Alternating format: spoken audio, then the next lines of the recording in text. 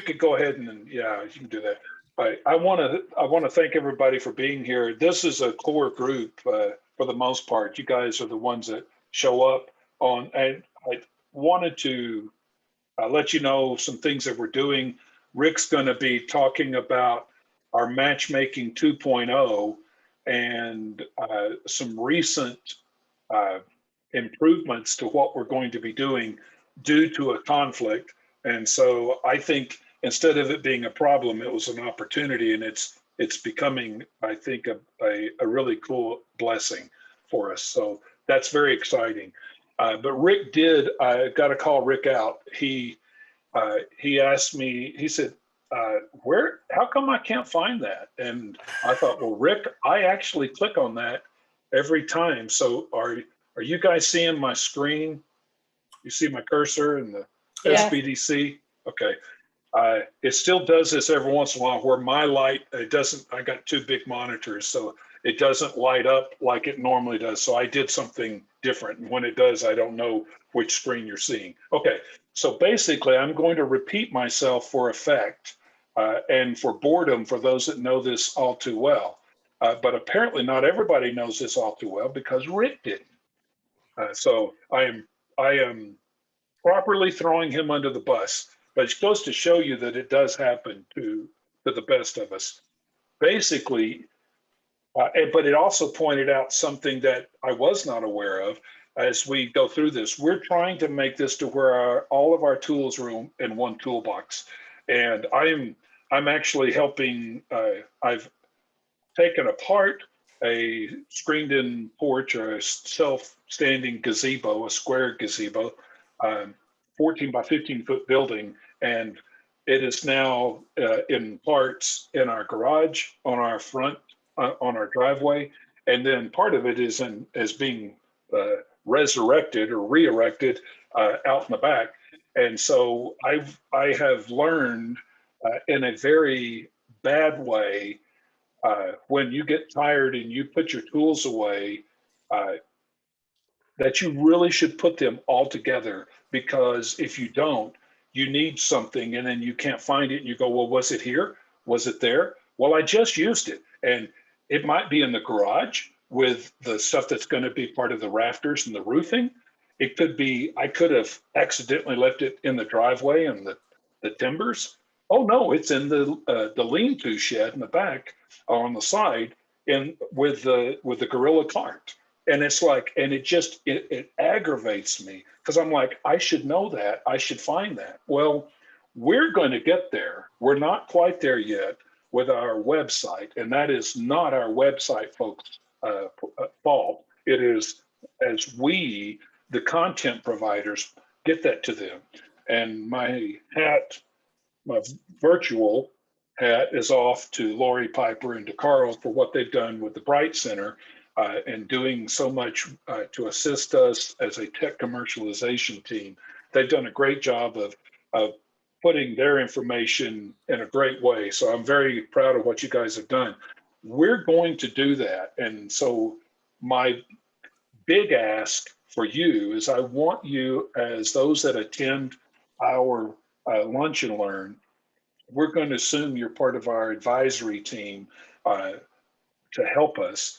I want you to go to the KansasSBDC.net website and then click on Tech Commercialization and look through this. And when something is confusing to you, I'd like you to email me and say, Alan, this is something I don't understand, or I'm confused, or I would like to have ... or I wish ... Frank Corriego used to, he at one point was my mentor in strategic planning workshops. And I took what he did and I actually altered it some to fit my personality. And one of the things I did was I wish ... on the top of the screen. And he said, you know, Alan, I really don't think you should say it quite like that. You should say, you know, this is our visioneering step, or something else, you know, something much more magnanimous. And then he set in on one. And when we wrote, I wish ... people actually started wishing, and I couldn't write fast enough.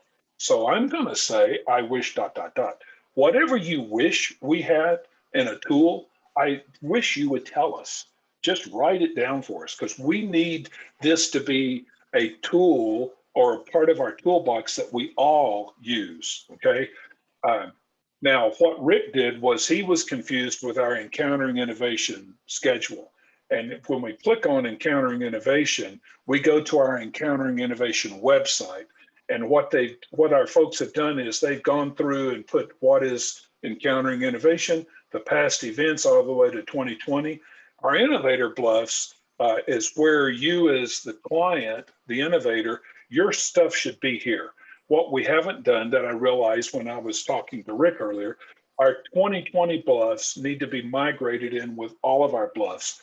We have been spending so much time in building the matchmaking that we've not done one of the major components that we want to do.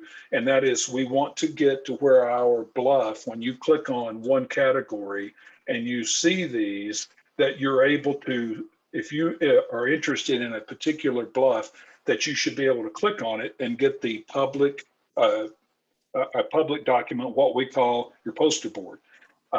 This is some of what we're working on, and with our enhanced Encountering Innovation, we're going to, that's going to be a focus of ours as we move forward. And like I said, I'm not going to steal Rick's thunder. I'll let him share that. But when you go to the tech commercialization, Encountering Innovation is also sitting inside our events. What we're hoping for is that our events are in a chronological order. And as you see, we've got Matchmaking 2.0. We had a date and then we pulled it and we said to be determined, but you're able to click on that and go to all of the tools as we see them, how to participate, and then the video links and the actual documents that you need to work with us. We will do the same thing with Encountering Innovation. We've got that basically in our tech collision for those innovators that are working with us, that we're working with Catalyst Campus. And I won't go through that there, but we are going to do that with our Encountering Innovation. What was confusing to Rick was when you went to the Encountering Innovation page, you didn't see a date. He went directly to the page, and we do have it here. So when you spot something like Rick did, and it's confusing, if you'll tell us, then we can put it on our to-do list and we can get that to our Pittsburgh state team and they can get that reconnected or in a way that it makes more sense. My point there is that when you have something that you know we're working with, you should be able to go very simply, if you don't have it linked, kansassbdc.net, and then you should be able to navigate your way through to it. With that in mind, that should give you our sales pitch for helping us make this better for you. We've got several things we're going to be doing. If you were in last week, I asked, I've gone blank, Laurie, Moncrieff, who spoke last week? No, you're eating, you can't talk, I'm sorry. So the lady that spoke. I can, I'm here. Oh. I just unmuted what in between mouthfuls. So who spoke last week? Valerie Muck. Valerie, okay. I was stuck on Vicki. I think in Vicki Long, I couldn't get past Vicki. Okay, so Valerie, we talked to her, and one of the things we want to see, just so we're to help prime the pump on the I wish ... where you understand that I really mean this, is one of the things I told her about is that when you go to tech commercialization, what I'd like to do is under the STTR grants, I'd like to click on that, and where it says resources, one of the things I'd like to do is have Bill Carey, who's our STTR resident expert, and he's also a scientist. We want to have him in here. We also want those that are working, like we saw Apex already. So things like that where you can short click to those in a way that they're part of the toolbox. That's part of what we're talking about here. That's what we're wanting. So if you can see this and you go, I saw someone do so-and-so, I wish you would do that. So I am seriously asking for your input there. So that's part of what we're talking about with this as Rick goes on and starts to uncover our matchmaking. So I'm going to stop sharing because or I'm going to share the other screen, aren't I, Rick? Right? Yep. Okay. I'm going to turn it over to Rick. Well, I do want to acknowledge some of our participants. I see that we have Shay, who is Shay. I'm right, aren't you? Catalyst Campus. Yes, sir. I'm with the Catalyst Accelerator. Yeah. All right. I'm good. I thought I had my brain in the right place. Look at you go this Friday morning. Yeah, exactly. And it's all because of coffee and B12. I fully approve that message. I operate on the motto, no coffee, no worky. There you go. But I also want to acknowledge Nicole Evans from North Dakota joining us today. And we're excited about the possibilities with our matchmaking. And then we have Barbara and Jessica from Oklahoma. And then some of our innovators, as well as some of our KDOC. We have Chris Frederick, and then Jack Alston with economic development. So it's exciting to see a group of you. You are the ones that I truly believe, are part of the input of what Rick's going to be sharing. So I'm going to beg you or implore you to speak up as he starts revealing this and ask questions for input. We seriously want some of your input. So as he reveals what he's going to talk about, please speak up. Rick, I'm turning it over to you, and I will Yeah, go ahead and throw that up. Awesome. Thanks. Yeah. And thanks, Alan. So we wanted to make this kind of a collaborative session on what is it that we really want to, what is it that we want the small businesses to have as takeaways after the conference? What are they really interested in? What are things that they don't hear typically from conferences? And I know a lot of the speakers that we have are talking about programs that do this or programs that do that. At the highest level, really, what do the small businesses want to hear that they just don't get a chance to hear normally? And one of those that we wanted to focus on, and we're working with a lot of help from Laurie Moncrieff, by the way, is to get the chief technologists from both NASA and DoD to be able to be on as a panel or as a speaker or both, to talk about what are the technologies that are absolutely in demand today, and what are the technologies that are going to be up there. And you can go to the second slide if you want, Alan. What are the technologies that we're really looking at in the next 5 to 10 years that they believe are going to be ones that are going to be in high demand? So the small businesses can either, if they're in it, can kind of march and move in that direction. And then a lot of them who are doing some things, but maybe not completely with some of the future technologies, they begin partnering with people. And so I kind of put it in the mindset, and in fact, a little bit as we were discussing it with a group yesterday, is what do the small businesses, what are the takeaways that would help them the most? And there's a couple of different classes of all of that. And it comes down to what are the technologies that are hot today? What are the future technologies? One that comes up routinely, but very seldom, and even at NASA, we never really addressed, was who are the, when they need co-ops, they don't have the kind of money that the large primes have, nor do they have a mandate or a goal for your HBCU MSIs, and they have that, so they have to spend that money. They don't have the money for it. So one of the problems they have is they would love to have a co-op that actually would be able to push them in future technology direction. But what they'll tell me is, we don't have a clue how to do that. If we call a university and say, hey, you know, we're looking for a co-op and everything, they end up with basically the human resources group, and they'll tell them, well, here's a list, and here's a list of people who have signed up, and why don't you just pick one? Whereas what they'll tell us is, we have limited resources. We can go ahead and we can have one, maybe two during a summer. But if we just get somebody who's kind of a, you know, kind of a general student, all we're really doing is teaching them and they go away. We want to have a student who's working in technologies that will help our business. And we don't know how to do that. In fact, we don't even know how to get to the universities so we can make that happen. That's another takeaway that the small businesses would like to have.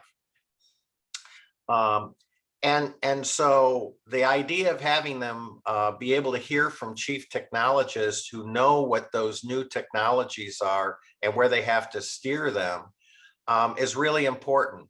Probably the most important one is what will come out of not just the matchmaking, but the fact that they're giving the list of people who are on the matrix of all the companies that have signed up to do matchmaking. They're going to have an opportunity to, you know, we'll send them that list, because one of their main focuses is they want to meet people they can partner with. One of the comments that we got from, well, one small business, he came right out and said, when I want to start doing business with somewhere in the DoD, and it could be that, it could be another NASA center. He said, the way I do it is I go to one of the events at that center and I try to meet companies that I can partner with, because they know the center and they can, at least, if we can find something we can partner with, I have a much better chance of getting something at that center with that company. And so that's why partnering is so important.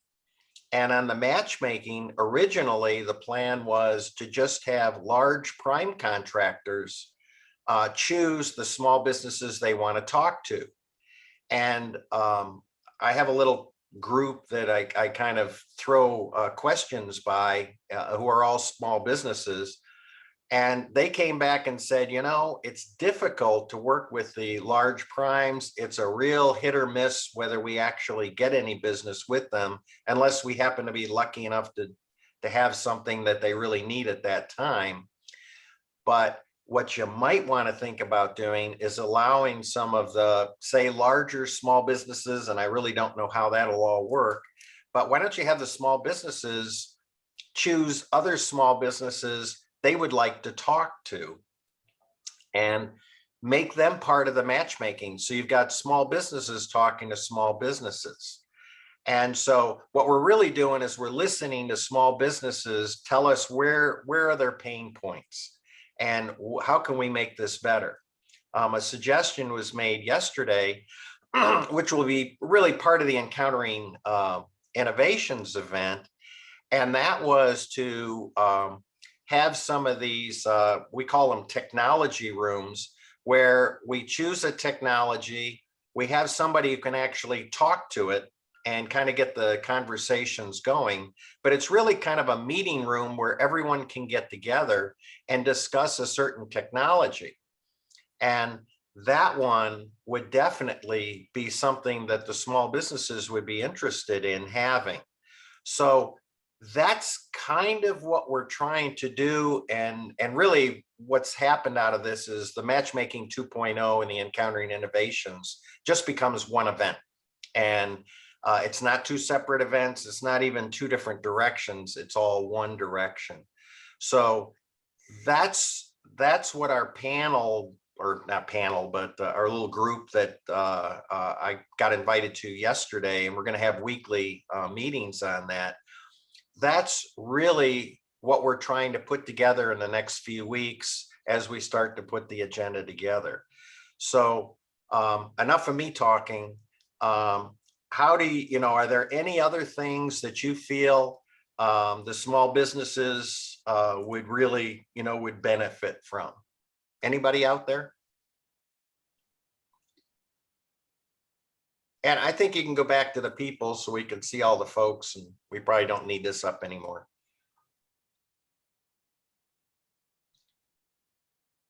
Don't all speak at once.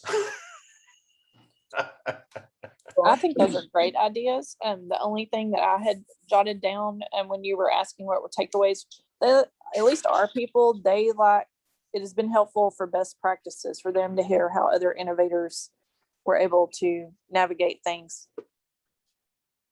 Okay, and what type of things? Part of the process, or trying to connect? Just the journey. Because for a lot of our innovators, even our ones that are farthest along, it's been a different process for each of them. But they have mentored our other people so well that when we get them together and network them, they learn. The younger or newer to the process they really soak that in, and pass along those best practices, or here's how I did this, or hey, don't waste your time doing this, focus on this. It's just, I've seen it also in other events, and it seemed to be engaging. And I think, at least in Oklahoma, our innovators appreciate that kind of information as well, but everything else you've listed is great. Okay. So of the things we were kind of talking about, which ones do you think would be, would benefit them, since we're doing this year is going to be virtual? Can I just add on to what Barbara said? Mm-hmm. When I used to do events for Defense Works, and we had a lot of events. And at the time when everybody used to get together, we used to see as much benefit of having the companies selected to demo at big events. We got as much out of them interacting with customers, and this just solidifies what Barbara's saying, as meeting each other. So one of the things, Barbara, this is a little off topic, but I think it's kind of on topic. If we figure out how to counsel businesses, one of the things One of the things I wanted to do, and I hope I accomplished it last week on an Oklahoma training session, is kind of present a smattering of different things that might help small businesses, just to plant the seed that maybe you want to focus on doing this, or maybe you want to focus on doing NSNs, maybe you want to focus on SBIRs, maybe you want to focus on NASA, whatever, but throw out some options. And then I think what would be helpful, and I can't remember if you were on the call yesterday, Barbara, it's kind of I'm in a fog lately, but we talked about doing counseling sessions with groups, like going through the list of small businesses that want help, and then like doing a weekly session with them, doing one-on-one, solving specific problems, but doing it in a group session too, not confidential stuff, but just having a session where they are all kind of in the same place, trying to get to a certain place together. And what came to mind, Barbara, when I was talking to Alan about this yesterday, and again, I can't remember if you were on the call, maybe Jessica was on the call. There's been so many synergies in having Tom Yoakum and Michael Morford, and I brought in Glenn yesterday. I think there's a lot of synergies, as you said, in doing that, because then they start sharing ideas between each other too. Yes, we've done that in Oklahoma City before COVID, where that was the most central place we could find to have our people come in, and we would just get a conference room at one of the tech centers or junior colleges there and get them in the room, ask where they were on SIBR or different topics. And that's what we would do a slideshow over. And then we would have a round table where they all really helped each other understand different aspects of the whole process. And at that time, most of those innovators were kind of at the same level. But now we're starting to see our people really expand out to the ones who are still just trying to get started. And then the ones who are really seeming to kind of grow and blow up quickly. So my guess, my thought, just this crazy thought that it is maybe Barbara and Jessica and Alan and Rick, we go through what innovators you have had that have expressed interest in working with you lately and form groups. Like, these guys are at this stage and interested in NSN. These guys have the product developed, now they need a prototype. These folks have the prototype, have the customer, but need a contract. And then just set up like a forum, if you will, where the people who need help in that area all participate. And we come up with solutions. And then it's shared amongst a bigger group. Instead, it's one-on-one counseling, if you will, but impacting more folks at once. What I love helping people. I get pulled in so many directions, and a lot of times it's people who are at the same point, but I got to send the email. You know what I mean? I'm getting in all these disparate emails and I'm answering them, where if it were a group, you know, maybe they could copy everybody, then the counselor could learn and the other businesses can learn. Of course, we don't want to share proprietary information. We got to be careful of that. Maybe we could get Tom Yoakum. Are you still on, Tom? Yes, I'm on. Can you answer how that would be good or bad? I just, because you'd be a prime example to ask whether that would work or not. I mean, I believe it would work a great deal to have it segmented and kind of figure out exactly at what stage people are at, rather than putting everybody in the same category and box, to kind of streamline the process. I think that would be very beneficial. What downside would you see? I mean, as long as our conversations are, you know, somehow protected, as far as with an NDA or something, I don't, other than just being distracted from our present goals, whichever that may be. Everybody's present goals are always differ, but as long as it keeps us on task and allows us to safely, you know, share information, I can't see any downsides to that.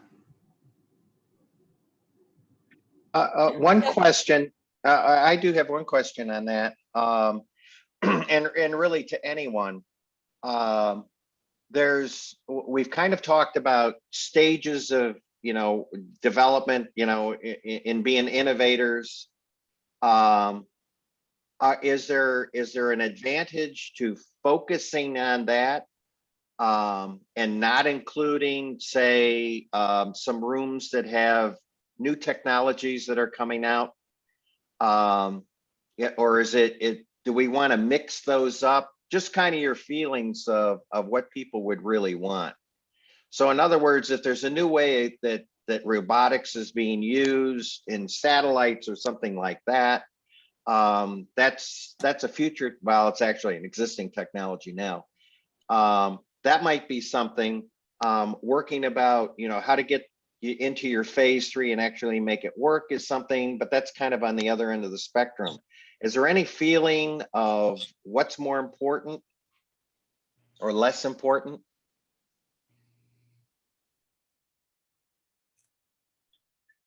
I think the technology rooms are a great conversation, because that could allow, that's another place where people that are kind of on the same path that maybe have products that are complementary might more easily come together in a room like that. I think that have synergies, or have maybe my piece enhances your technology. Okay. Yeah, Yeah. so I'm not sure. Hey, Tom, I appreciated your comments. I'm not sure that it's realistic to expect an NDA in that type of group situation. True. Well, that's true. In a group situation, that would probably be unlikely. However, you know, if for us recently, when we've had some recent talks with some new companies and some people of interest, we can just give them a brief description of what we're working on, but, just to make us more comfortable, or myself at least, an NDA is typically, a good start to start really breaking down some of the finite details of what we're working on and all the applications. But to your point, that is right. It's probably hard to get everybody in a group setting to do that, if not impossible. I get where you're coming from, Tom. What I'm thinking is, in the group setting, the onus is on the people in the group to not share anything proprietary. And as a, for instance, we had a call this week, right? And I connected you with somebody and we had kind of a broad conversation. Now you're going to sign an NDA with him, and now you guys are going to offline, right? That's exactly right. So if it went to that would be the time to do the NDA. And by the way, I'm not saying we don't continue doing one-on-one calls and emails and conversations. I'm just saying, if there's any benefit to having some group sessions that moves more people forward at once with less time, that's valuable. It was all I was, to what Barbara said and what Rick said and everybody's been saying. I'm just trying to figure out ways to work more efficiently and benefit more people. So So something that I might mention is that if you've got people that are coming to you a little bit too early, and they're in Kansas, it would be good to send them to the Bright Center for our Ideation program. And I know that Bijo Mathew is offering a very similar program in Texas.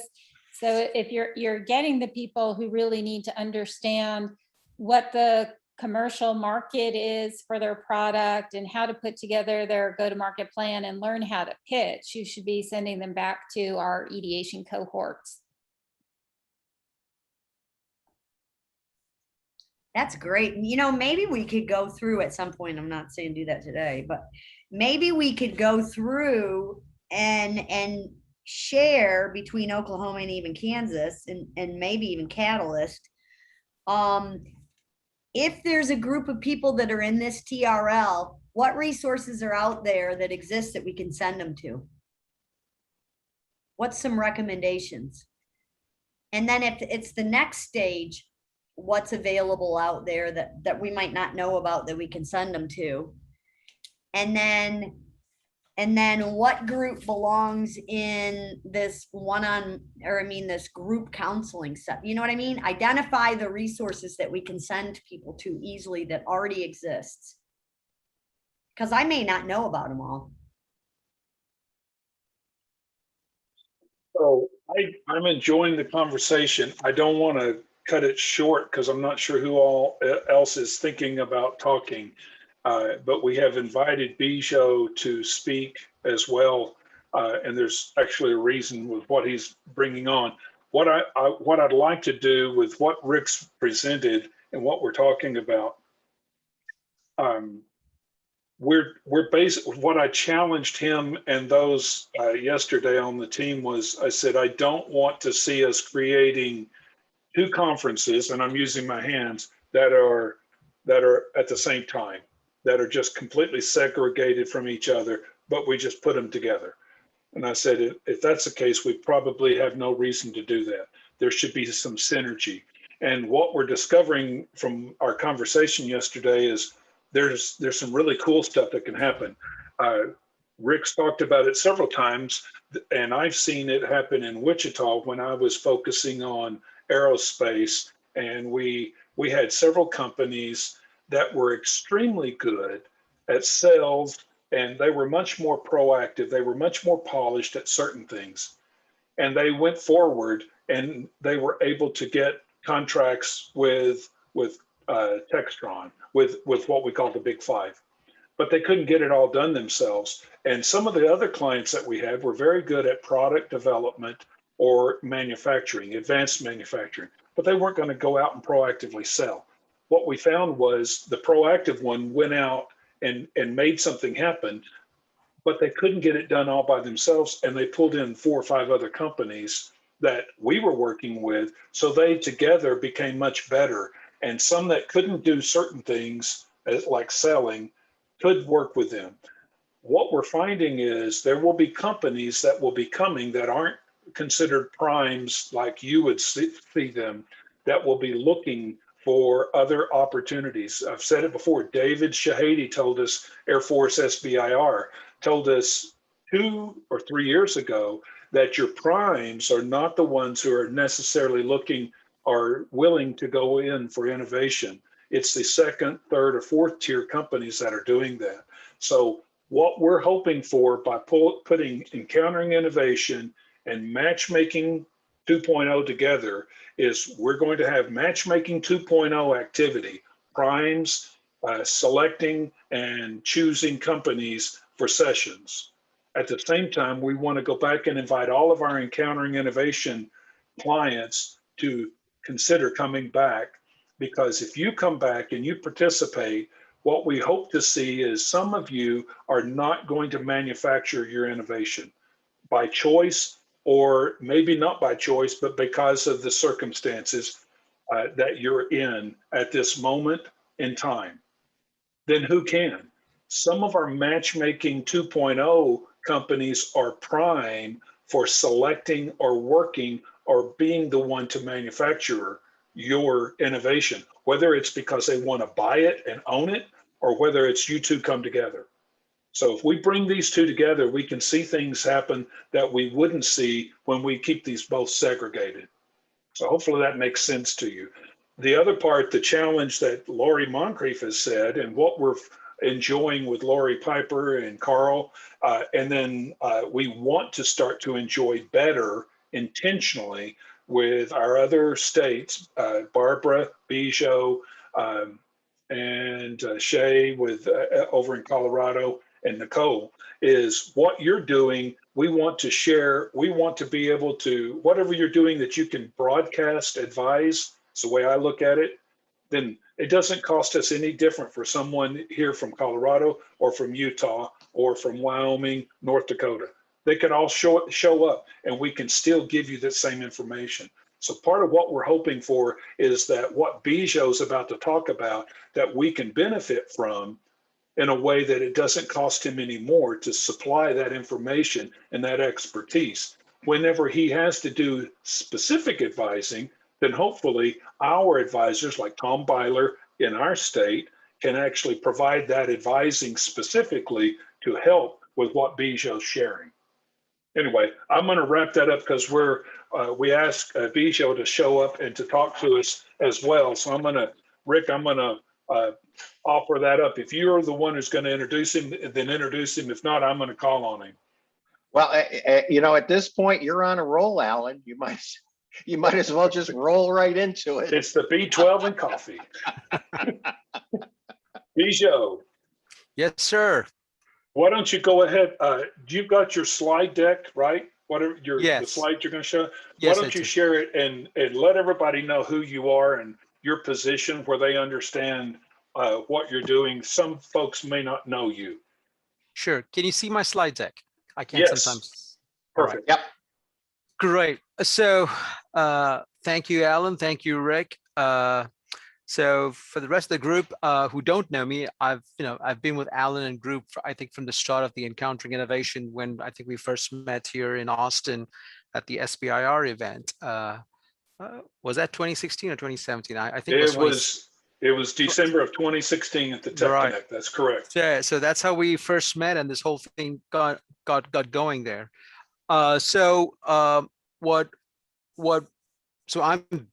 Bijo Mathew, and I'm based here in Texas, and I run the Technology Commercialization Center. So about 4 years ago, it was a program, and it wasn't a center, and I was the founding director of the program, trying to build this particular focus that I thought was required here in Texas. And our particular focus is strictly advanced science and technology companies. So as part of the SBDCs, and I'm at the network level, and most states have only one large network for the state.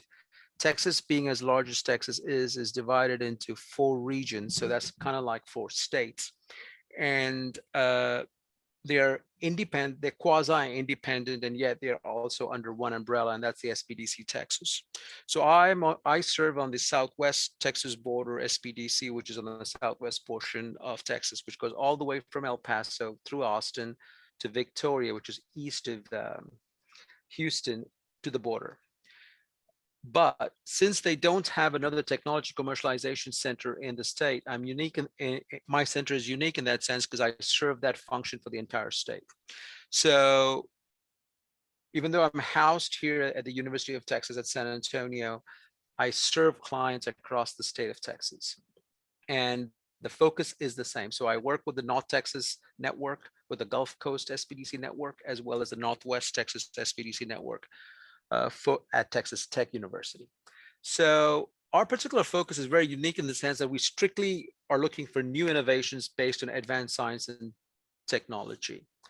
And that comes in quite a few different flavors, because when we quickly try to screen companies and clients that we see and see whether we are talking about a commercial type, consumer type product, which we will assist, but that's not our focus, or we are talking about an advanced science and technology innovation that fits within national US priorities. And the priorities I'm referring to are the ones of the federal agencies. And so we are also the FAST grantee for Texas. So what that means for those who don't know, who might be, is the Federal and State Technology Partnership Office. There's only one in each state, and we are that office for the state of Texas as appointed by the governor of the state. So we use that office to support all SBIR activity in the state. And in the right that you see right here on the picture, that's our focus: science, technology, engineering, life sciences, in terms of the subject matters. In terms of our partners, we work with the private sector, we work with commercial entities, we work with all research universities, we work with the Defense Department, and we also work with individual researchers who have different and new innovations. So this was an event. So we were the host for the SBIR week in the South. We did it for we hosted it first in 2019. And consequently in 2020, we had 11 federal agencies in participation, and we used the national event to kind of launch our own associated event through the week. So we had an entire week that we had activities throughout the day. So, and we kind of, the way we built that up is we did a lot of outreach first, and then as the clients came in, as businesses contacted us for the week, we kind of positioned them for the one-on-ones with the PMs of all the different federal agencies. We set those things up, and that was the one-on-one meetings. So day one is essentially the federal component of the road tour. So it was all federal agencies presenting a quick pitch and so on. And then day two was when we set up the one-on-one meetings with those folks. And the way we did that was we screened companies, and we ensured that they had the right content, and kind of coached them on what they should be going over. Our intention there is they would then feed our pipeline into the SBIR pipeline that would follow on afterwards. Can you hold on a second? Just a second, I'll be right back.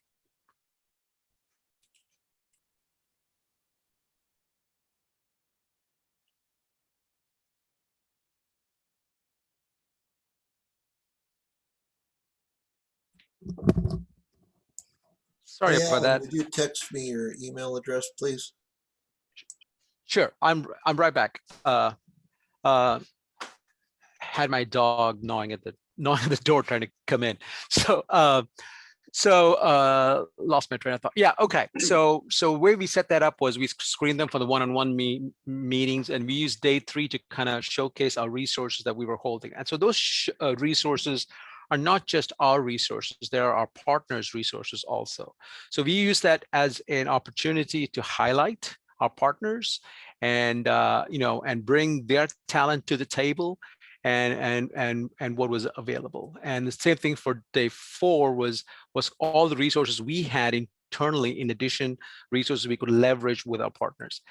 It was a very successful event. We had close to 300 participants. I mean, so nearly, so it was a phenomenal success from terms of the outreach and the capacity, and it being virtual, it reached, we had a lot of attendees from outside the state also. So in addition to that, we also, so that is kind of like our major event. So we do something similar like that every year, but not necessarily an SBR week, but we will sometimes we'll focus on a certain agency, and we do that. So we do the Department of Defense typically in December of each year, and we have PMs from NAVSEA and NAVAIR down here, and we kind of do the same thing, but just on a much smaller schedule, typically a 2-day event, but the model is essentially the same. So besides that, we also participate in a lot of local events for our clients, because one of the things we discover is, clients come to us and tell us, they want to go after, they heard about the SBR program and they want to pursue that. And we quickly find out that, they're not ready for that. And so, but they do need funds, right? So they do need funds that they would like to go after. So we kind of get them ready by involving them in local events. So some of what you're seeing right there are the local events that we get them involved in. The prize money is small, right? Typically in the $12,000, $20,000, $5,000 level. And those things help build up the companies for a future engagement. And we do this also on the statewide. I didn't post it here, but we support the Texas New Venture Competition. We've had a lot of success with our clients over there, but that's an all-state competition. And something y'all touched on earlier, what we try to do is kind of sieve the types of clients and kind of guide them, because we don't want to just say, no, you don't really fit in one place, but we try to tell them, you don't fit right here, but you could fit over here. And then we try to guide them towards that. So on that note, we launched our Ideation Discovery Bootcamp that just closed on June 8th. And the idea here was to essentially build a cadre of clients that we discovered had the right idea, but it's strictly napkin level stage. So what we wanted to do was sort of construct a boot camp over a few weeks. And the idea here is, let's go through so we have a methodology for this, and we go over this. And at the end of the methodology, and after you practice it, so you've got to come with your team. So this is not just you send somebody, your core executive team has to be in this event. And the idea there is that as they go through this boot camp, they come out of the boot camp more prepared to pursue an SBIR if it fits. So this is kind of like pre-SBIR type preparation. And typically, and we do hold SBIR workshops and customer discovery bootcamp. So after you finish ideation discovery, your typical stage would fall under the customer discovery program, which is really geared about trying to figure out who your customers could be for your product. It doesn't have to be all commercial. It could be commercial, it could be military, but we want you to kind of build content around it. And that kind of helps them kind of understand where they are. So it's really a hands-on activity. Participate, think through it, engage. You have homework, and you do it over 8 to 10 weeks, and you begin to come out of it with a much more real understanding. So the key takeaway there is what we're discovering is individual sessions, meeting with advisors for an hour and a half does work for some folks, but you need long sessions where people have homework assignments, so they are preparing themselves and they take it seriously. It also helps us vet out folks that are not really serious about what it takes to move an innovation to market. So we use it as a screening tool also to kind of guard our investment, because we are really investing in the community, and we want to be sure that the right folks in our community are taking advantage of these resources. So while it's open to all, not everybody gets to participate. They have to be screened for it. So what does all that mean? So we've had quite a few client successes, and apologize for my dog barking here. So these are a few of the clients, and some of these clients have kind of worked with us for a couple of years, and you'll recognize some names in there. AlloSense is one. We kind of worked with them over a long period of time to get them to the stage of where they are. And so here's an example of some of them have taken a couple of years to get them to a stage 1, stage 2, build them up through smaller prizes, got them to the stage where then they qualified for a phase 1, and then after that for a phase 2. So this is kind of like the example of how our program has worked, and the sort of a step ladder process of getting people involved in smaller prizes has really contributed to kind of strengthening their resolve and also their learning of what it takes to be serious in this game. So with that, I'll stop. I'll take any questions. Thank you. So Bijo, first question I have for you is on your, and if you said it, I may have missed it, but are your clients coming to a physical location, or are they virtual, and can they be from all over Texas? So it's been virtual since March 2020. But after that, yeah, it's been virtual since then. But in the past, we've had clients come and see us all the way from Houston and Dallas, which is really a long way. They have to take a hotel room to come and see us. So we've had that. But moving forward, I think we'll be probably moving to a virtual type engagement for those types of clients, because it has worked out well for us. Second question then, on the different programs you showed on your other slide, are each of those, are you partnering with someone else to provide the prize, the solution resolved, or is it just your own funds? Are you talking about this slide right here? Yes. Right. So being an SBDC, we don't give out cash prizes, right? So we don't give out any cash prizes. So these are partners that we partner with. So partners come in a couple of different ways. Partners come in prizes. Partners can also come in sponsorships. A lot of these events cost us quite a lot of funds, right? So we have to find avenues to subsidize it or make it at no cost, and that's typically made possible through sponsorship. Cool. Are all the attendees required to be from Texas?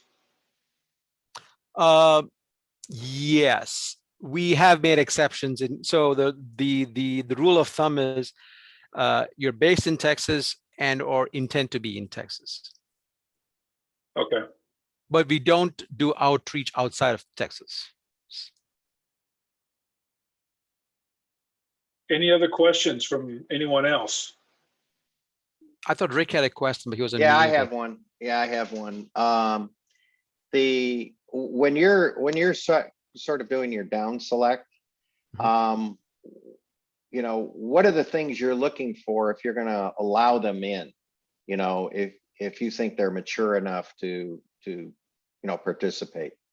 So there's the first important part is science and technology, right? So so that is an important criteria, and the reason we focus on that primarily is because people are coming to us because they want to get access to funds, and we don't have a pool outside of that segment that we can really connect them to. So it's not that we won't assist you, we just are not in a position to help you access funds in that space. So that is why we kind of focus on the science and technology part. The second thing is I've hired a team that is all science and technology based people. They're engineers and scientists and researchers. So the unique thing that we are finding and is people come to us. So to go back to Alan's question, people outside of Texas, they come to us sometimes through referrals because we offer assistance on both the technical as well as the business side of the engagement. And that is, from what I hear, pretty rare.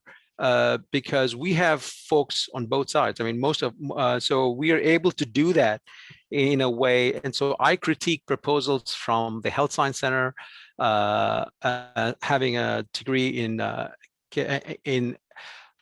chemical engineering with a focus in biological and material science in addition, right? So that's my team right there, with all different scientific spaces.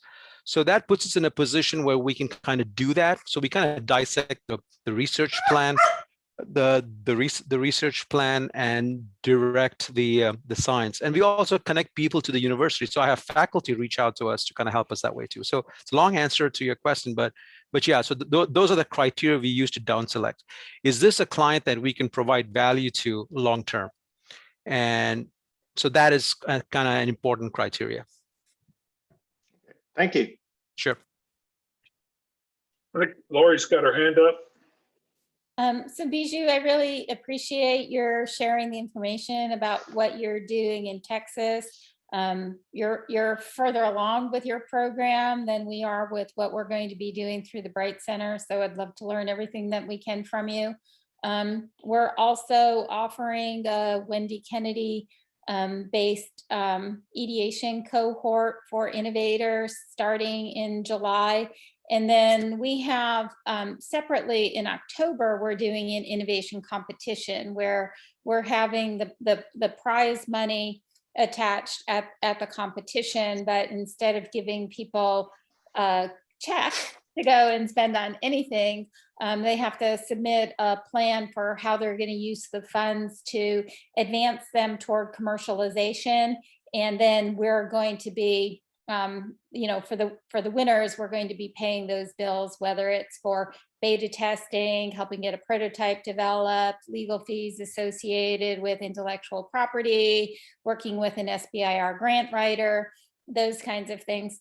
And Alan, if you wouldn't mind if I could just screen share for anybody who's located in Kansas and needs this information. I just want to see where you can get the information about how to apply for our ideation cohort that's starting in July. Either if you can chat it in where everyone can grab it, Okay, so I didn't know Bijo. So Bijo's program is for businesses in Texas. This is one that's for businesses in Kansas. We have the application link, who's eligible, what the timeline is for reviewing applications and accepting people, what the agenda is, and information about the Wendy Kennedy training. So I know we're at one. I appreciate you letting me share that. And as I said, Bijo, I look forward to learning from you. Oh, sure, thank you. No, we all have a lot to learn from each other. So yeah, so I think we all are better served when we can kind of talk about these things, what works, what doesn't work, and this is very much a practical on-the-job training kind of thing, because your particular demographics are going to be different, your particular clientele. I can tell a lot of difference between clients out of San Antonio versus Houston versus Dallas versus Austin versus El Paso, right? So there are definite trends and methodologies and resources in those particular regions that clients can take advantage of. So there's a lot of differences there, and I would assume it would be the same, I suppose, in Kansas too. So what I've learned and what I tell people in this a formula that works for us is we really look for win-win engagements. So I enter the engagement saying, what can I do for you? And we try to figure out a way to make it work when we can. Now there are times it won't work, and we just accept that. But yeah, I think the secret to a lot of these things is trying to figure out a win-win scenario to make it work. So Yeah, I appreciate that perspective. thank you. Okay, are there any other questions? We're about out of time. I had one comment and a question. So the comment that I had was pertaining to what you were talking about, Rick, which was, I just wanted to reiterate to you guys the value of the one-on-one business advisors kind of on demand, you know, like when you need a tech advisor, you know, like a science advisor or a, you know, business or an accounting type of person on demand, or not on demand, but you know, that you guys have those type of people in your network, in your back pocket, and us small people who don't necessarily have that background, you know, can find a lot of value in that. And then the other question that I had was back to the very, very beginning of the presentation, Alan. Whenever you were going through the website, you were mentioning that you're going to upload like all the bluff and text statements of all of the entrepreneurs and everybody that's in there. I wanted to know if those can be amended from what the initial, you know, because, you know, there's like an initial uptake process where we input our text statements, our bluff statements, and then we're continually upgrading and improving those. And I wanted to know if before you post those to everybody, if we can make improvements to those. So Tom, that's a great, Kit, sorry. That's a great question. Yes, as we move forward in each year's cohort, we publish the bluffs as they come in, as we're editing, working with the client. As they move forward from year to year, we want their updates. We want it to be updated to where it's current. The whole objective there is that the bluff becomes valuable as a marketing piece to the client, as well as to others that are seeking that particular innovation or that knowledge. So that way it becomes effective. The second part of that is we want the poster board or the public document to be the same way, to where as your TRL changes, as you have successes, as you've won an award, whatever those are, that's part of that information. We just received word recently that Brett Sheringhausen, the DoD Tech Scout, who's worked closely with us, has changed the quad chart requirements, wanting it to look a little different or certain information. I haven't even looked at to see what's on there yet, but same thing with them. As we all are continuing to innovate in a way that becomes more effective for whoever the audience is, we want to do the same thing. So yes, we have not added the poster board as the public document to the bluff yet, but we want to do that. When we do that, we will go back and expressly request or inform our clients that we're doing that. That's why everything we do, we talk about the quad chart information paper and pitch deck being private, one-on-one in the or in a presentation to whoever the audience is, tech scouts, etc. And then the public document or the poster board being public with the bluff. We just not married the two yet. Does that answer your question? Absolutely, thoroughly. Thank you. You bet. Yeah, we're trying to get there. Just one of the things Bijo talked about a while ago that for those of you that are on the outside of the SBDC may not quite understand, but we do have limited resources when we're trying to affect change and impact as best we can. with that limited amount of resource that we have to where we make our dollars work wiser. Having someone like Chris Frederick with KDOC on the call on today is a good example of that. We are hopefully getting better at being able to provide information to KDOC and back and forth to where KDOC being Kansas Department of Commerce, for those that don't know what that means, but to where we are improving our impact, which means each of the regional directors that are out working with clients, as they see that they have an opportunity to work with us, that they refer and vice versa. So we're trying to get better at that with everyone on board. Anyway, so hopefully that helps with that. I see we've got yeah, so I've also been requested my email address. When we do the PowerPoints, we try to make sure we have that information on the PowerPoint. It should be in our website as well. If it's not, I need to resolve that. My email address is Badgley, Badgley, Badgley at ksbdc.net. And I'll put that in the chat as well. I hope today's talk made some sense to you.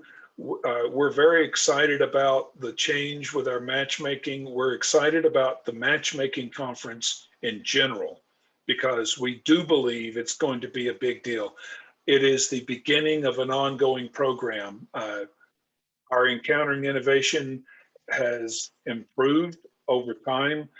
We have good participation from our tech scouts, which is a big deal. We don't have to prove our value with them now. That has happened. So I don't spend my first year doing that. I can't tell you how much time we spent recruitment for speakers to attract tech scouts as well as tech scouts. We don't do that hardly at all now. And I don't mean that arrogantly. I mean that because we've qualified our value. Just like everyone here, you have to do that with other resource partners, whether it's a banker or a supplier or a vendor or a customer. That all has to happen for all of us. We're doing that, but we're not where we want to be because we're trying to continually improve. Anyway, so I appreciate each state that's represented here today, and I hope as we move forward, we're able to improve. One of the things I'm going to pause myself because Bijo, one of the things I thought about a while ago in your ideation, and I don't know if Laurie Pieper would want to see that, but I thought of, I realize you're doing in your ideation, part of what you're doing is a broadcast to a group, and then part of what you're doing is individual.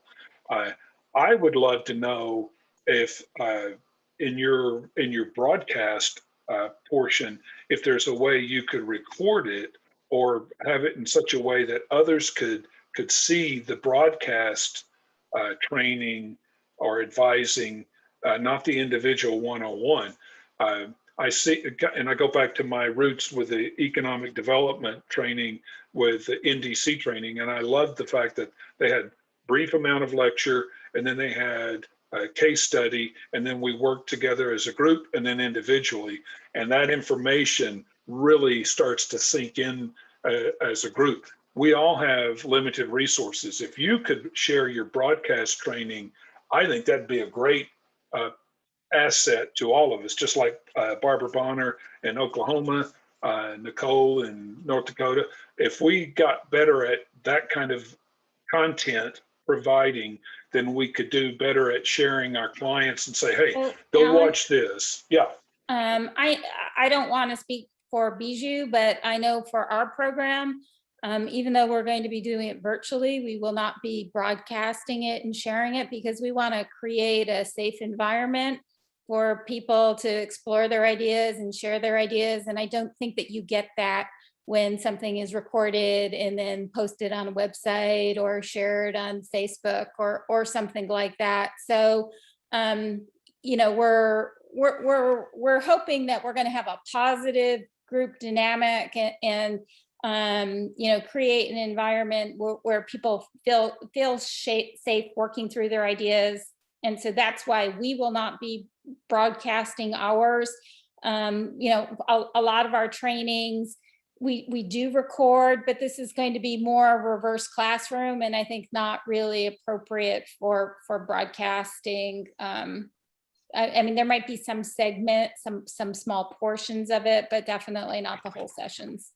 So there's, so you're talking about that basically your clients will be in a way that they're sharing and talking and asking, engaging in the training. Right. Yeah. I don't Gotcha. think that that's appropriate for sharing, just on a website or Facebook Live or something like that. But, we're going to have, small components of it that are presentations, instructional, like those that it might be, but I think our webinars are more the place to go for that type of broadcast information. But what we're going to be doing is a combination of group exploration, group learning, and then individual advising outside of the sessions. Gotcha.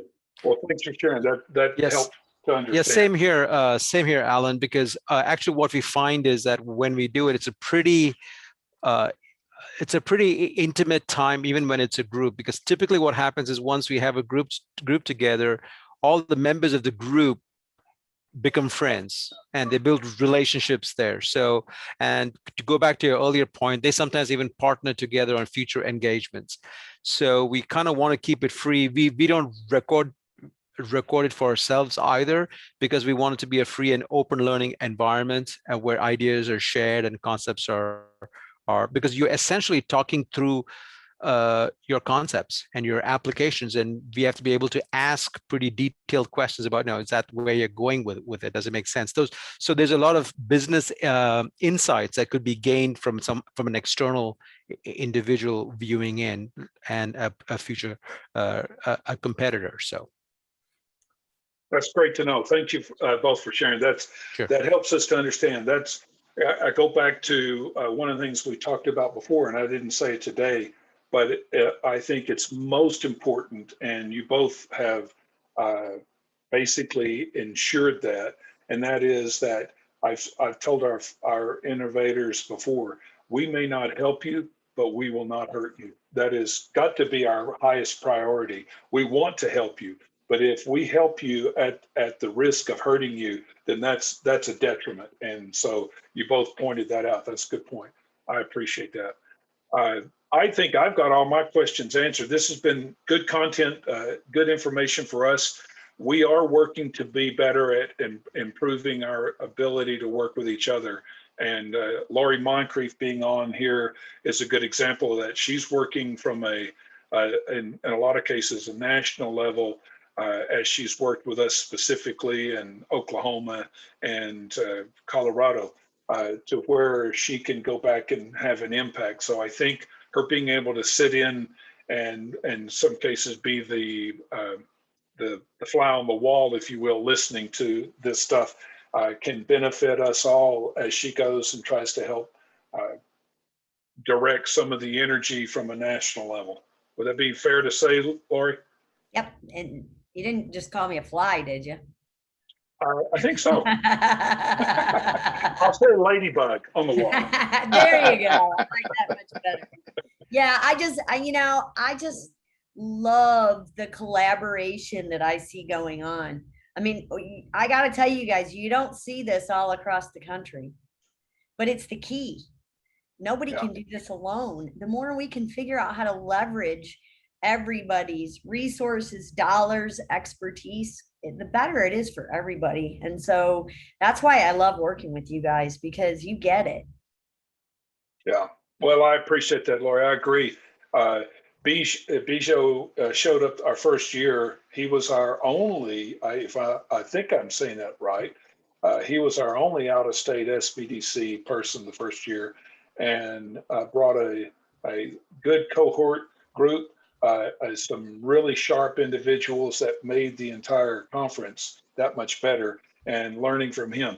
I encourage the SBDC folks here, as you're doing stuff, if you can't, one of the things you can do to help me is, even if other even if other clients can't see some of what you're doing, if you invite me or someone from our team to participate or to see what you're doing, and hopefully our SBDC credentials work for that, that's the kind of stuff that will improve all of us as well, to where we all get better. We don't all need to know everything. I'm not about to try to learn some of the stuff that Bill Carey knows or that Bijo knows, because that's a waste of whatever little limited space is left up here to add to it. I've learned that. So I'm not going to do that, just like Rick in his expertise. But if we can get better at knowing what's in the toolbox and what to put in the toolbox, and make it easier for our clients and our resource partners to know where those tools are, the better off we'll all be. And like I said, my example of what I'm doing right now is a perfect example where I'm going, I know I have that. And the problem is, for all of us, you go looking for something and at some point you time out. You either quit looking because you've got to stop, which means something either did not get done, or you did it poorly, or in an inferior fashion than you would have done, whether that's an application for an SBIR, or that's a document, or it's a public, it becomes part of your web, or an email. For all of us, we all time out. And so you go, well, this have to be good enough. I couldn't find it. So I'm hoping we get better with our tools as well. Any other, Okay. We are in overtime. Any other comments or questions before we tell everyone thank you for coming?